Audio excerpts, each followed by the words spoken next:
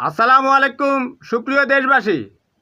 ভারতীয় five media, আজ তাক টিভি এবং ভারতীয় ফাইভ সেনা নিজুম মজুমদার বলছে বাংলাদেশের মানুষ নাকি বেঈমান জাতি। কেন বলছে? কারণ শেখ মুজিব সহ প্রায় আওয়ামী লীগের 400 এমপির মুক্তিযোদ্ধা যে সনদ সেটা স্থগিত করে সহযোগী মুক্তিযোদ্ধা ঘোষণা করেছে। ভাই, মুক্তিযুদ্ধটা কি? যুদ্ধ বুঝেন? যুদ্ধ কাকে বলে? যুদ্ধ হচ্ছে অস্ত্র, দুইটা প্রতিপক্ষ একই সাথে লড়াইয়ে গুলিতে অস্ত্রে যে লড়াই করে, যে শহীদ হয় সে তো শেষ, সে তো কিছুই পেল না। আর যে বক্তৃতা দেয় সে প্রধানমন্ত্রী হয়, বুঝছেন? তো যুদ্ধ করা আর বক্তৃতা দেওয়া এক কাজ না, কারণ অস্ত্র নিয়ে নামলে জীবনের ঝুঁকি আছে। আপনি যদি যুদ্ধ করতে না পারেন বক্তৃতা দিবেন না।